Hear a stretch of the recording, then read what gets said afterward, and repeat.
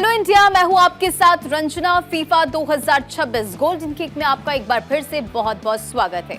FIFA world cup 2026 round of 32 के आखिरी दौर में है और ऐसे में मैदान पर प्लेयर्स के बीच जोरदार भिड़ंत देखने को मिल रही है। और इस पर डिटेल में बात करने के लिए हमारे साथ जुड़ रहे हैं sport expert Sujay John.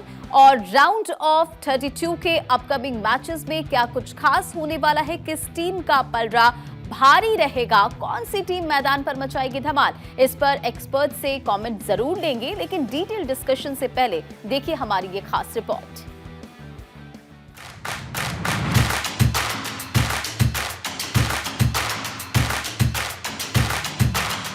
FIFA world cup 2026 में राउंड ऑफ 16 का काउंटडाउन शुरू हो गया है। ऐसे में राउंड ऑफ 32 के आखिरी दौर में मैदान पर जोरदार भिड़ंत देखने को मिल रही है।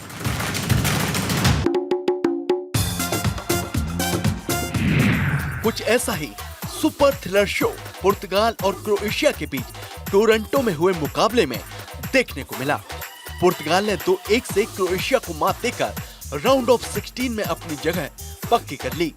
इस मुकाबले में जहां रोनाल्डो और रामोस ने पुर्तगाल के लिए डिसाइडिंग गोल दागे, तो वहीं मैच के आखिरी पलों में क्रोएशिया की ओर से दागे गए एक गोल को रेफरी ने अमान्य करार दे दिया, जिसको लेकर क्रोएशियाई फैंस बेहद नाराज नजर आए। तो वहीं स्पेन ने लॉस एंजलिस में खेले गए मुकाबले में ऑस्ट्रिया को 3-0 से मात देकर राउंड ऑफ 16 में जगह बना ली है, जबकि स्विट्जरलैंड ने कनाडा के वैंकूवर में अल्जीरिया को 2-0 से हराकर नेक्स्ट राउंड का टिकट हासिल कर लिया है। अपकमिंग मैचेस की बात करें तो राउंड ऑफ 32 के आखिरी दिन डलास में ऑस्ट्रेलिया के सामने इजिप्ट की चुनौती रहेगी, तो वहीं मियामी में काबो वर्डे की टक्कर लियोनेल मेसी की अर्जेंटीना से होगी। और राउंड ऑफ 32 का आखिरी मुकाबला कोलंबिया और घाना के बीच कैंसस सिटी में खेला जाएगा।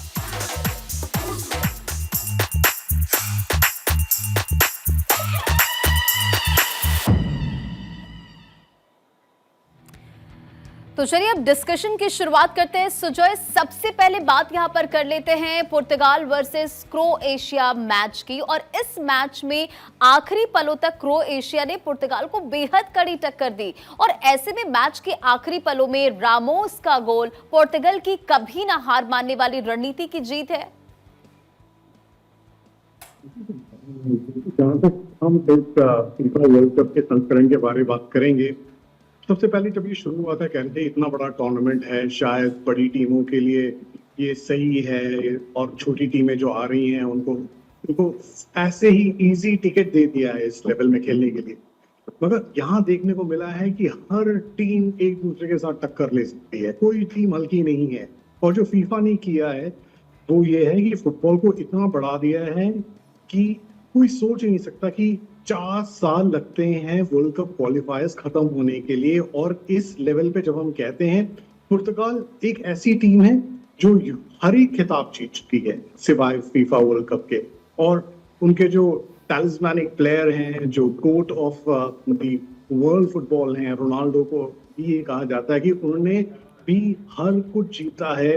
वो शायद ऐसा एक खिलाड़ी हैं जो हर कॉन्टिनेंट में ऑलमोस्ट जो मेजर लीग्स हैं उनके साथ जाके चैंपियंस हुए हैं, यूरो चैंपियंस रह चुके हैं, यूरोपियन चैंपियंस लीग के लिए वो एक आइकॉन है। तो अब बात थी उनको खेलने की क्रोएशिया के खिलाफ। उनके पुराने जो क्लब है रियल मैड्रिड के, उनके सबसे बढ़िया जिनकी वजह से उन्होंने गोल मारा है वो थे लूका मॉड्रिच, और उन दोनों को कहते हैं कि सबसे बेस्ट मिडफील्डर्स। और जब रोनाल्डो खेलते थे कहते थे कि रियल मैड्रिड। लेकिन सुजॉय, बिल्कुल इस पर आप पूरी जानकारी दे रहे हैं, लेकिन 53वें मिनट में इवान के गोल से क्रोएशिया ने पुर्तगाल पर बढ़त बना ली थी, जिसके बाद रोनाल्डो के 68वें मिनट के जो गोल किए गए और इसके बाद मैच बराबरी पर पहुंचे। तो ऐसे में ये कहना गलत नहीं होगा कि रोनाल्डो के गोल ने पुर्तगाल को इस मैच में वापसी का डिसाइडिंग मौका दिया। रोनाल्डो एक कैरिस्मेटिक प्लेयर है। हमारी पुर्तगाल की टीम काफी सालों बाद एक ऐसी टीम बन के आई है कि वो एक प्लेयर के ऊपर निर्भर नहीं करते। पहले भी होता था, यूसेबियो वर्ल्ड के one of the best player माना जाते थे, और अगर यूसेबियो गोल मारेगा तो पुर्तगाल आगे जाएगी। उस पर लुइस फीगो का जमाना आया, लुइस फीगो गोल मारेंगे तो फिर पुर्तगाल आगे जीतेगी। उसके बाद रूई कोस्टा भी थे जो फीगो के साथ खेलते थे, और वो एसी मिलान में भी आगे जाके खेले और one of the world's best midfielders थे। मगर अभी का पुर्तगाल की जो टीम है, जो जनरेशन है, वो एक प्लेयर पे निर्भर नहीं है। अगर रोनाल्डो नहीं खेलेगा, वर्ल्ड कप क्वालिफायर्स में सबसे ज्यादा मार्जिन से जीते हैं जब रोनाल्डो नहीं खेला था। वो गेम 9-0 पुर्तगाल जीती थी। बिल्कुल। और वो दर्शाता है कि इस टीम में डेप्थ है, एक प्लेयर अकेला नहीं है। अगर एक लेकिन गोल नहीं मार सकता, उनके पास ऑप्शंस हैं। मैच के आखिरी पलों में क्रोएशिया की ओर से हुए गोल को रेफरी ने अमान्य घोषित कर दिया, जिस पर विवाद भी हुआ, फैंस की नाराजगी भी सामने आई थी। तो ऐसे में आप रेफरी के फैसले को कैसे देखते हैं? देखिए, रेफरीज को देखिए, हम भी एक नेशनल लेवल रेफरीज रह चुके हैं। हमने भी इंटरनेशनल लेवल तक 5 संस्करण में फीफा वर्ल्ड कप जीता है। जब भी कोई भी टीम हारती है, कभी ये नहीं बोलती हमारी वजह से हारे हैं। हर वक्त ब्लेम दिया जाता है कि रेफरीज ने ठीक नहीं किया है। और ये पहली बार नहीं है फीफा वर्ल्ड कप के अंदर कि लास्ट मिनट में गोल्स हुए हैं। अगर आप देखें कि जितने मैचेस हुए हैं, अगर आप स्पेन की भी बात करें, अगर आप बेल्जियम की बात करें, खासतौर पे जो उन्होंने जीता है, लुकाकू और जो टेलमन्स का गोल था, इंजरी टाइम में, एक्स्ट्रा टाइम के अंदर जाके वो गोल हुआ है और वो वीएआर ने चेक किया है। अभी आप ये नहीं कह सकते कि ह्यूमन एरर है। एक बंदा जो सेंट्रल रेफरी है वो अकेला निर्णय नहीं ले रहा है, असिस्टेंट रेफरीज फीफा ने बना दिया है। अब वीएआर में 3 लोग हर वीडियोस को 3-4 एंगल से एनालाइज कर रहे हैं, रिप्लेस देखे जा रहे हैं और फिर बोलते हैं कि रेफरीज को आके वीआर मॉनिटर पे आके चेक करो। तो इतने सारे लोग जब देख रहे हैं तो शायद आप और हम टेलीविजन स्क्रीन पे लिमिटेड लेवल्स पे देख रहे हैं। वो सबसे पहले देखिए, गोल्डन रूल होता है रेफरीज के लिए कि जब डिसीजन दे 5 या 10 गज की दूरी पे होना चाहिए इंसिडेंट के साथ। ठीक है, he closest person than anyone else. और जब वो निर्णय ले रहा है, फीफा रेफरी एक ऐसा है जो ही निकल जाती है। 30-40 साल की सर्विस के बाद भी शायद कई लोगों का चयन नहीं होता है फीफा में जाके मेन वर्ल्ड कप में रेफरिंग करें। बिल्कुल सुजाय, इस पर तो हमने डिस्कशन कर लिया, लेकिन एक और बहुत महत्वपूर्ण पॉइंट है कि ये कि रोनाल्डो की सिस्टर काटिया एवियरो का स्टेटमेंट सामने आ गया है, जिसमें उन्होंने कहा कि इस वर्ल्ड कप के बाद रोनाल्डो संन्यास ले लेंगे। और ऐसे में आपको क्या उम्मीद है कि रोनाल्डो अपनी इस आखिरी वर्ल्ड कप में टीम को वर्ल्ड चैंपियन बनाकर रहेंगे? देखिए, चाहे वर्ल्ड कप में कोई भी खेल रहा हो, सबसे ज्यादा जीतने की भूख शायद एक ही प्लेयर में है, वो है रोनाल्डो। जितनी भूख इस एज में भी, देखिए वो इतने फिट हैं कि शायद किलियन एम्बापे भी कहते हैं कि मैंने रोनाल्डो को देख के अपने पैक्स बनाए, क्योंकि वो जितना परिश्रम करते हैं, जितनी उनकी शिद्दत है, हर दिन जो वो खाना खाते हैं, चाहे उन्होंने अपनी पूरी जिंदगी एक ऐसे आइकॉन बनने की कोशिश की है जिनको उनके फैंस देखें और सही निर्णय लें। ठीक है, चाहे खाना हो या कुछ हो, सिर्फ उनके पास एक ट्रॉफी नहीं है, वो है फीफा वर्ल्ड कप। और इस एज में आके शायद बहुत मुश्किल रहेगा कि अगले 4 साल भी इतने ही फिट रहें। तो रोनाल्डो के लिए, और शायद जैसे इंडिया में कहते थे कि तेंदुलकर को वर्ल्ड कप दे के उनको रिटायर किया जाए, तो शायद पुर्तगाल की भी टीम ये चाहती है कि जितनी सर्विस, जितना अभी एक जनरेशन ऑफ प्लेयर्स आ गए हैं पुर्तगाल के अंदर, वो बिल्कुल युवा खिलाड़ी थे जिन्होंने रोनाल्डो को देख के खेलना शुरू किया है और आज उनके साथ वर्ल्ड कप खेल रहे हैं। शायद उनकी पूरी टीम, ब्रूनो फर्नांडिस लीजिए आप, सबसे बेस्ट मिडफील्डर्स में गिने जाते हैं, और चाहे आप कोई भी और प्लेयर के बारे में बात कीजिए, मार्टिनेज के लिए, वो सबके सब चाहते हैं कि रोनाल्डो के लिए वर्ल्ड कप जीता जाए। जो ये टीम का क्या कहें, एक जुनून है जो रोनाल्डो को बेस्ट फेयरवेल और बेस्ट पार्टिंग गिफ्ट दीजिए, जो अर्जेंटीना।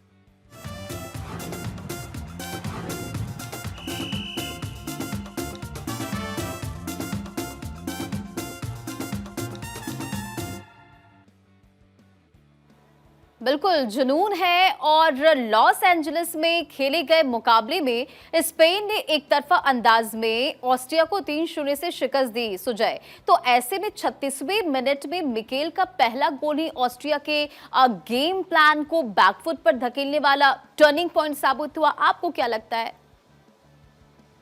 देखिए, स्पेन की रणनीति है कि गेम को डोमिनेट किया जाए और कोशिश करें कि जो आज हम देख रहे हैं वर्ल्ड कप के अंदर की अटैकिंग प्रेस, एक नई स्ट्रैटेजी आई है, उसके अंदर क्या पर्पसफुल अटैकिंग स्ट्रेस आ गया है। ये पेप ग्वार्डियोला और स्पेन की देन है वर्ल्ड फुटबॉल को, जो आज की डेट में Pep Guardiola one of the world's best coaches हैं, मैनचेस्टर सिटी को लगातार जिता रहे हैं।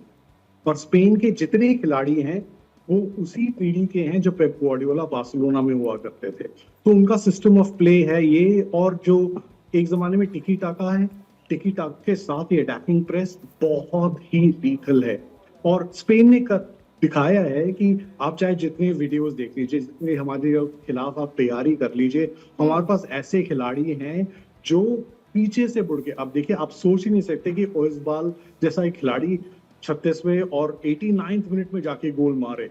क्योंकि जीतना अकेला नहीं है, डोमिनेंस और अगले गेम के लिए अपनी कोऑर्डिनेशन को सेट करना है, मिडफील्ड में नहीं, अटैकिंग थर्ड्स में। जो अपॉर्चुनिटीज, जो मौके मिलते हैं गोल मारने के लिए, शायद पिछले वर्ल्ड कप के संस्करण में या उससे पिछले वर्ल्ड कप संस्करण में ये कहा जाता था कि हाफ चांसेस को कन्वर्ट करना चाहिए गोल के अंदर, मगर अभी ये कहते हैं कि नहीं, हमने पूरे 90 मिनट में गोल मारने हैं, एक नहीं, दो नहीं, तीन नहीं। लेकिन सुजय, 66वें मिनट में पेड्रो पोरो के गोल ने स्पेन की बढ़त को दोगुना किया, लेकिन क्या ऑस्ट्रिया के पास इस डिफेंसिव अटैक का कोई जवाब था? देखिए, स्पेन और अभी जितने खिलाड़ी टीम्स हैं जो अब राउंड ऑफ 16 में जाएंगे, उन्होंने ये नहीं बोला कि हमारे पास एक प्यादा है या एक घोड़ा है या जो टाइगर के चाल चलता है। उनके 11 के 11 प्लेयर्स इतने शातिर हैं कि अगर अटैकर गोल नहीं मार रहा है, अगर डिफेंडर ने उनके अटैकर को घेर लिया है, हमारा डिफेंडर पीछे से घुस के जाके गोल मारे। और अगर ये भी ना रहे, फीफा का जो नया रूल है कि 5 सब्स्टिट्यूशंस तक आप जा सकते हो, ठीक है, आपके बेंच में इतने प्लेयर्स हैं जो आखिरी के 10 मिनट में घुस के आके गोल मार सकते हैं। तो किस पे नजर रखी जाए और किस पे ना रखी जाए, किसको हल्का तोलें, किसको बहुत ज्यादा दिग्गज तोलें, ये बिल्कुल मुश्किल रहेगा, क्योंकि फीफा ने पूरा वर्ल्ड का फुटबॉल इतना चेंज कर दिया है, इतना डायनामिक कर दिया है कि आप ये नहीं सोच सकते कि आपकी एक रणनीति, आप plan A, plan B, plan C के बाद भी सोच रहे हो कि सामने वाले को काउंटर अटैक कैसे किया जाए। बिल्कुल। और अगर सुजॉय इसी डिस्कशन में हम कुछ और मैचेस के बारे में अगर बात करें, डिस्कशन करें, तो कनाडा के वैंकूवर में स्विट्जरलैंड ने अल्जीरिया को 2-0 से हराया। और ये कहना गलत नहीं होगा कि मैच की शुरुआत में ही ब्रिल के गोल ने स्विट्जरलैंड को जो बढ़त दिलाई, उसने पूरे मैच का रुख ही बदल दिया।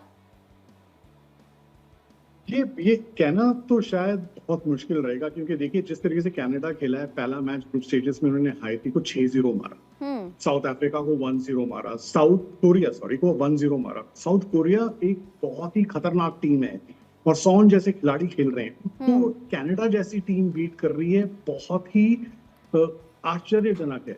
क्योंकि जो कनाडा में स्पोर्ट्स को डेवलप कर रहे थे फीफा की तरफ से, और जो कनाडा फुटबॉल संभाल रहे थे, करीब 2 वर्ल्ड कप पहले कह रहे थे कोई फुटबॉल में उतना ज्यादा इंटरेस्टेड ही नहीं था, फुटबॉल एक पॉपुलर स्पोर्ट ही नहीं था। कनाडा में अगर स्पोर्ट होता तो वो होता था आइस हॉकी, और लोग अचानक स्टेडियम भर के देखते थे। और अगर कनाडा में फुटबॉल खेल रहे हैं तो इमिग्रेंट्स जो दूसरे देश से आए हैं कनाडा में खेलने के लिए, वो खेलते थे फुटबॉल। अब 8 साल में उन्होंने जो परिवर्तन किया है फुटबॉल का कनाडा के अंदर, आप देख सकते हैं कि प्लेयर्स ऐसे हैं जो बड़े से बड़े टीमों को हरा सकते हैं। ये बिल्कुल सुजॉय, आप जिस तरह से सारी बातों को बता रहे हैं ये काफी ज्यादा इंटरेस्टिंग है, लेकिन वक्त की कमी है और अभी हमें डिस्कशन करना कुछ अपकमिंग मैचेस को लेकर। और अब बात कर लेते हैं अपकमिंग मैचेस की, जिसमें मियामी के मैदान पर अर्जेंटीना की टक्कर काबो वर्डे से है। और इस मुकाबले को आप कैसे देखते हैं? इस मुकाबले में किस टीम का उलटफेर आपको लगता है कि कुछ खास कमाल करने वाला है? देखिए, अर्जेंटीना के बारे में क्या कहा जाए, लियोनेल मेसी तो ऐसे बादशाह हैं जो कहते हैं I have come, I have seen, I have conquered, I have done that in Qatar. और अब यूएसए में जब वो मायामी में आ गए हैं, वो एक ऐसा इंडिविजुअल है जिसने यूएसए की पूरी स्पोर्ट्स को और फीफा को फिर से सोचने में मजबूर कर दिया है। वो मायामी में खेलने नहीं आए हैं, मायामी में उन्होंने पैसे नहीं लिए खेलने के, उन्होंने उसके अलावा पार्टनरशिप ली है। वो जितनी फुटबॉल वहां पे प्रोग्रेस करेगी, मुनाफा कमाएगी, उसका एक शेयर है लियोनेल मेसी के पास।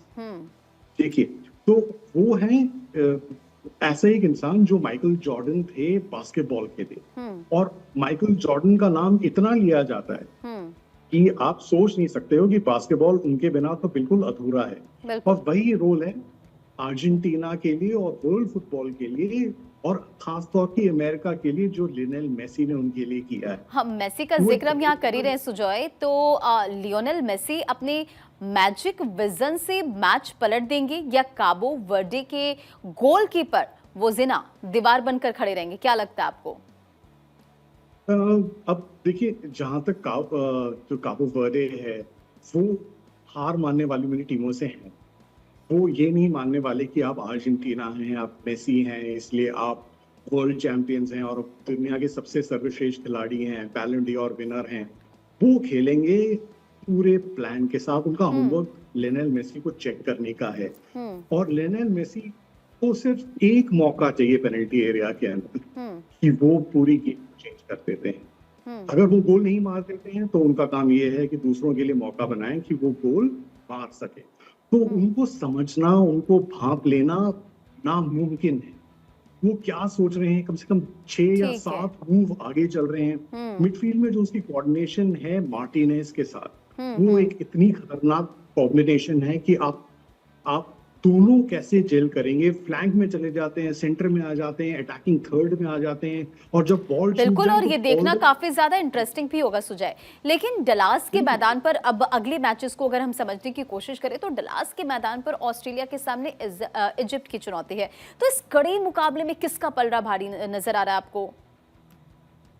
देखिए, इजिप्ट एक ऐसी टीम है जिसने प्रूव किया है कि हम यहाँ पर हैं और हम जीतने आए हैं। और ऑस्ट्रेलिया, जिनको सॉकरूज कहते हैं ये एक फैरोज, जो इजिप्ट के फैरोज हैं, versus the Socceroos of the world.